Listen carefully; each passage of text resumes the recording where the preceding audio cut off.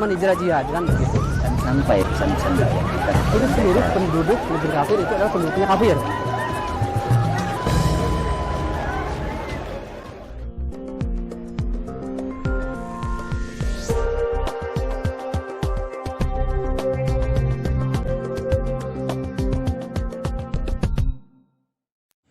Bismillahirrahmanirrahim.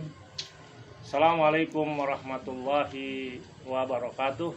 Waalaikumsalam warahmatullahi wabarakatuh. Sahabat sekalian, kita jumpa lagi dengan HWI 19 Channel dalam program Ngopi Ngobrol Penyejuk Iman.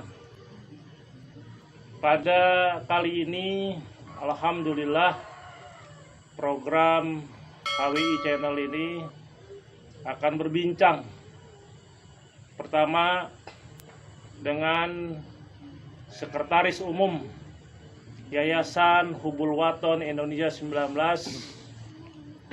Ustadz Agus Farel. Ya. Assalamualaikum, Ustadz Agus Farel. Waalaikumsalam warahmatullahi wabarakatuh. Sehat antum ya? Alhamdulillah bekhair. Alhamdulillah. Alhamdulillah. Luar biasa. Iya, Ustaz. Harus luar biasa ini ya. Ini suasananya. Ini apa? Wajah-wajah milenial. Yang Siap. kedua, kita juga akan berbincang dengan salah seorang anggota dari Yayasan Hubul Waton Indonesia 19 dari Indonesia Tengah, Indonesia Timur. Indonesia Timur, ya Indonesia Timur. Mujahid Indonesia Timur atau MIT yang belum sampai setahun bebas dari lapas Gunung Sindur. Ustadz Rifan, ya Andi Rifan atau Akhi Afif ya. Iya, Pak. Banyak aliasnya nih. Gimana Irfan ya, apa namanya Rifan ya, sehat ya? Alhamdulillah, Alhamdulillah ya. sehat. Gimana di HWI betah ya? Alhamdulillah sangat-sangat betah. Alhamdulillah. Alhamdulillah. Kita akan bincang-bincang yang santai ya. Bincang-bincang sersan. Serius tapi santai. Ya. Ya, muafiq Ya kan? itu. Cocok Ya. ya. Pertama, saya mau sebelum ke sekretaris yayasan, saya mau bincang dulu sedikit dengan Andi Rifan ya. Berbagi pengalaman lah. Boleh. Share pengalaman tentang sebetulnya gimana sih kondisi dari gerakan-gerakan Islam di Indonesia Timur yang kemudian Andi Rifan ini masuk dalam komunitas itu dan pada akhirnya balada perjalanannya itu sampai di Gunung Sindur. Gimana itu, Rifan? Baik, Ustaz. Bismillahirrahmanirrahim. Assalamualaikum warahmatullahi wabarakatuh. Waalaikumsalam warahmatullahi wabarakatuh. Mungkin bisa dibilang ya, saya salah satu orang yang masih sangat-sangat barulah di dalam gerakan ini ya, Ustaz ya. Ya. Di gerakan dakwah tauhid wal jihad. Nah, Nah, awal saya pertama kenal tauhid itu, kenal pergerakan ini itu di tahun 2015 akhir. 2015 akhir tuh. 6 tahun yang lalu ya. 6 tahun yang lalu, sekitar Iya. 6 tahun yang lalu. Mm-mm. Nah, waktu itu saya tidak nggak langsung mengenal MIT. Iya. Jadi dari awal itu saya kenal ISIS. Ya. Wah, Ya, luar biasa ini. saya kenal ISIS. Satu kenalan pertamanya udah Luar biasa. mendunia ini. Terus Nah, setelah masuk 2016 itu, saya udah mulai mencari tahu nih, tahu gimana sih ini pergerakan dakwah dari ISIS ini. iya. Kemudian saya mencari tahu tempat-tempat kajian yang ada di Makassar. Kemudian saya bertemu sama beberapa ikhwan dan saya diajak untuk ikut pengajian di pondoknya Ustadz Basri rahimahullah. Ya. Nah, setelah dari situ kemudian saya mengenal beberapa ikhwan-ikhwan lagi yang memang udah aktif di MIT, Ustaz. Aktif di MIT. Beliau itu langsung anak-anak didiknya Daengkoro, mungkin pernah dengar. Daengkoro. Iya. Yang insya Allah syahid di daerah Gunung Sakinah di sana. Iya. Nah, dari situ saya udah mulai ikut pelatihan di sana, idat di sana. Kemudian diajak untuk mengenal ikhwan-ikhwan di daerah Filipina. Daerah Filipina. Dan saya ditugaskan waktu itu memang salah satunya nyebrangin ikhwan-ikhwan yang di Indonesia ini ke Filipina, Ustaz. Oh iya. Ya. Apalagi waktu masih panas-panasnya Moro. Ya.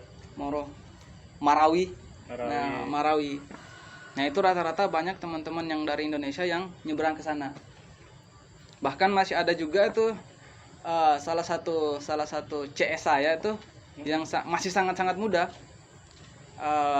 sampai sekarang masih dalam buruan Interpol juga, Ustaz. Antum juga masih muda kan? Kalau udah tua?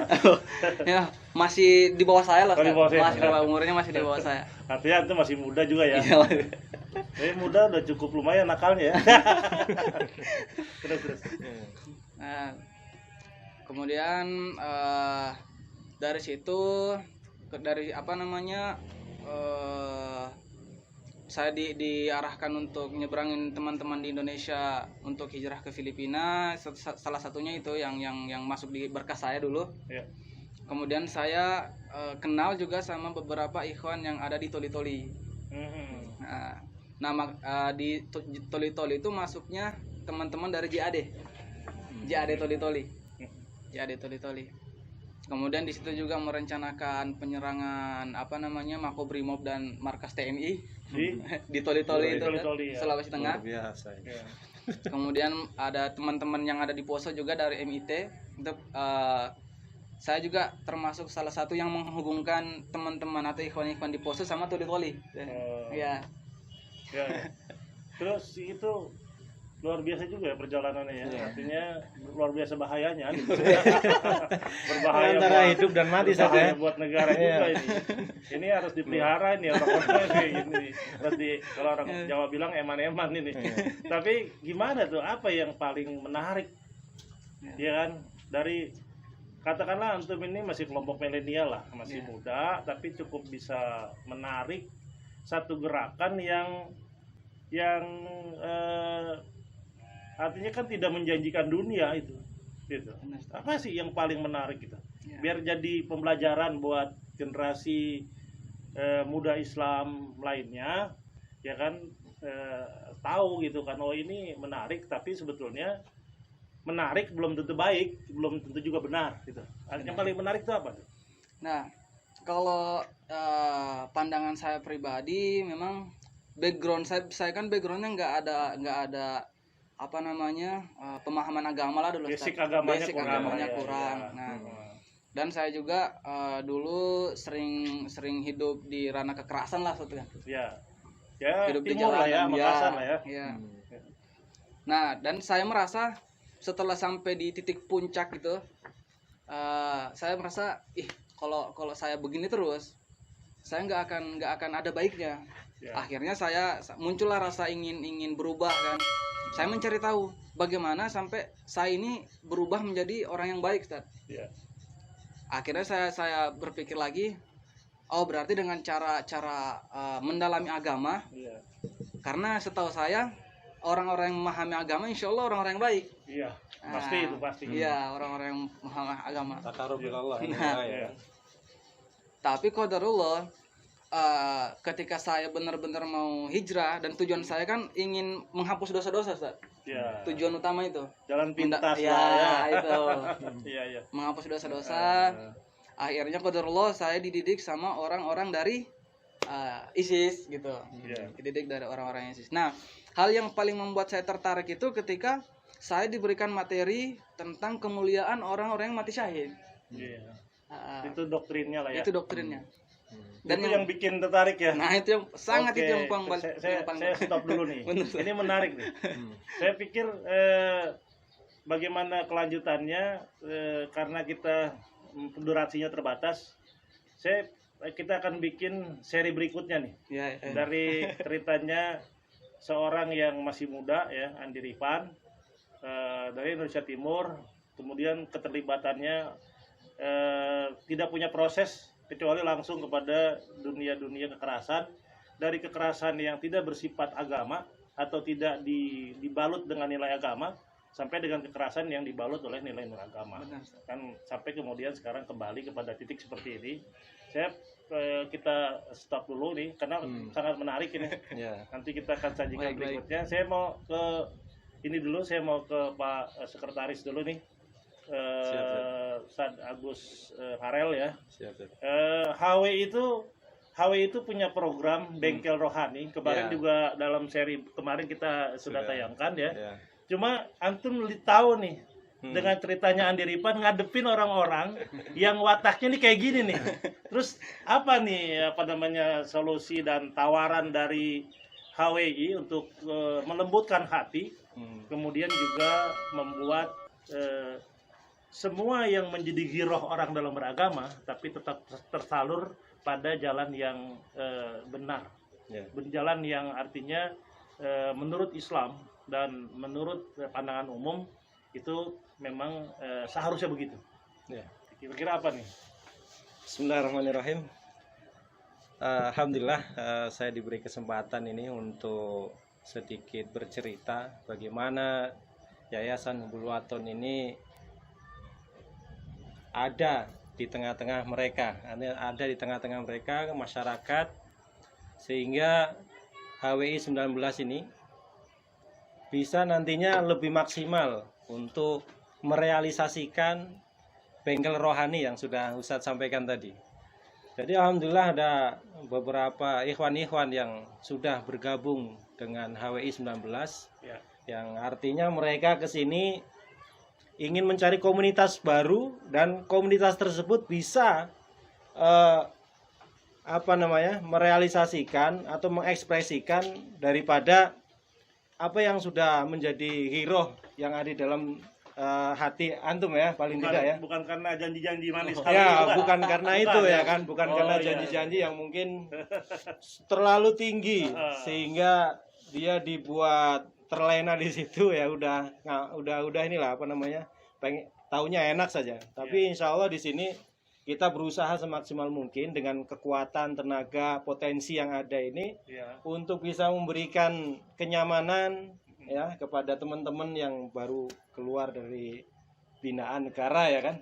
Masuk ke sini juga tetap masih dibina negara ini ya, dibina negara, tapi di sini lebih mengkerucut saja dibina oleh HWI 19. Makanya tadi ada namanya Bengkel Rohani.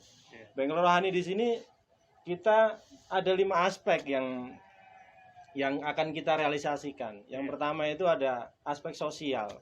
Aspek sosial di sini teman-teman yang ada di HWI ya dalam bimbingan Ustadz Haris itu memang benar-benar berusaha untuk bisa berbaur dengan masyarakat. Ya contoh kita kemarin ada bencana alam di Bogor sana, kita terjun ke sana. Ada acara pengajian, aksi kemanusiaan, ada tablik akbar, kita juga ikut bergabung di sana untuk memang benar-benar kita bisa memaksimalkan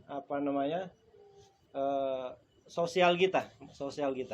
Kemudian yang kedua itu ada juga pendidikan, ya sebagaimana yang sudah terrealisasi oleh Ustadz Haris itu merealisasikan pendidikan itu ya dengan mengadakan tausiah, kemudian pencerahan rohani, pencerahan dalam hal dinul Islam ke lapas-lapas itu ya, ke lapas, ke pondok pesantren. Ini menyertai juga nih. Nah, ini juga ternyata sudah masuk dalam kelompoknya Ustadz Haris untuk mendidik teman-teman yang mungkin di sana masih belum memahami dinul Islam secara benar gitu. Kemudian yang ketiga itu ada kemasyarakatan. Nah, kemasyarakatan ini jelas ya. Nah, kita sudah lakukan ini, kita melibatkan banyak masyarakat di sini. Jadi kita betul-betul kembali ke masyarakat. Nah, itu Ustaz. Kembali ke masyarakat untuk membangun masyarakat ini lebih baik lagi sehingga ya membantu negara ini untuk bisa lebih maju Ustaz ya. Lebih maju dan potensi. Kemudian yang keempat itu ada ekonomi. Ya, ekonomi yang sedang kita bangun ya. Ya, alhamdulillah. Apa saat itu kita perlu sebutkan nggak rahasia yang belum itu yang di kandang itu. Oh, ya. Wah, perlu kita sampaikan nggak sekarang apa setelah hasilnya nyata gitu. Iya. Nah, itu ada kita pelihara ikan neon itu. Insya Allah prospek ke depan itu luar biasa. Ekspor set. Insya Allah itu luar biasa untuk mendukung ekonomi teman-teman yang ada di HWI 19 atau teman-teman nanti yang akan bergabung yang setelah keluar dari binaan negara. Nah, itu yang dari ikan neon. Nanti sapi juga ada, kemudian dari agrowisata dan lain-lain masih banyak sekali yang nantinya akan kita kembangkan untuk bisa mensejahterakan HWI 19, masyarakat sekitar dan negara ini. Kemudian yang terakhir itu ada program lingkungan hidup, Zat. Lingkungan hidup ini kan kita sudah banyak menanam pohon-pohon di sini, Zat, ya kan. Pohon ada ribuan pohon kita tanam penghijauan ya. Penghijauan, Zat, itu lebih kepada penghijauan. Nah, itu bengkel rohani yang sedang digodok apa diproses ini, Zat? Iya. Sedang oleh HWI 19 ini semoga membuahkan hasil yang baik dan kita sesama anggota saling bersinergi untuk mencapai hasil yang maksimal gitu, Sen. Jadi alhamdulillah ini dari sekretaris HWI ya, ini sudah melakukan usaha semaksimal mungkin ya untuk melakukan hubungan kepada pemerintah ya kan, kementerian-kementerian ya kan, sinergitas itu, Sen. Untuk legalitas yayasan itu juga benar-benar kita kita lengkapi saat diurus. Kemudian ada yayasan, namanya yayasan kan non profit saat ya. Ya, ini yang katanya ada agrowisata, maka kita buatkan PT juga saat. Ada PT Modern Niaga Sentul saat ya. Antum sendiri yang ngasih nama itu saat. Iya. Mengusulkan nama itu. Ya, mengusulkan itu. Tapi saya rasa ini luar biasa, program yang berat, besar, dan ini salah satu sarana bagaimana menyalurkan ikhwan-ikhwan yang biasa di dunia kekerasan, tapi mudah-mudahan terarah dan terjaga, dan tidak membawa dampak atau juga tidak membawa keonaran ke semua ya, ke pribadi, ke keluarga, ke masyarakat. Lebih terkondisikan di sini saja, punya komunitas yang sama-sama membangun. Programnya sangat besar sekali. Programnya sangat luar biasa. Mudah-mudahan semua pihak bisa memahami dan bisa bersinergi dan mendukung sehingga teman-teman ikhwan-ikhwan yang pada dunia yang tadinya memang penuh dengan jiwa pemberontakan itu bisa tersalur dengan baik, ya kan? Barangkali kita cukupkan dulu, tapi sebagaimana janji kita, insya Allah pada season berikutnya kita akan minta pengalaman yang baru pembukaan tadi dari seorang baru berapa persen ini pakai ini ya, karena menarik sekali nih. Mudah-mudahan tapi semuanya itu menjadi pembelajaran, menjadi ibrah. Kalau ada yang baiknya bisa kita ambil, tapi kalau ada yang kelirunya bisa kita perbaiki sehingga kita bisa menjadi khairun nas, menjadi manusia terbaik ketika kita bermanfaat, jauh lebih bermanfaat ya terhadap seluruh lapisan umat manusia, bukan hanya sekedar bermanfaat untuk kaum muslimin, tapi juga bermanfaat untuk seluruh umat manusia, bahkan bermanfaat untuk seluruh alam. Barangkali saya cukupkan, mudah-mudahan bisa bermanfaat. Amin. Lebih kurangnya saya mohon maaf. Aku qouli hadza, astaghfirullah li wa lakum. Assalamualaikum warahmatullahi wabarakatuh. Waalaikumsalam warahmatullahi wabarakatuh.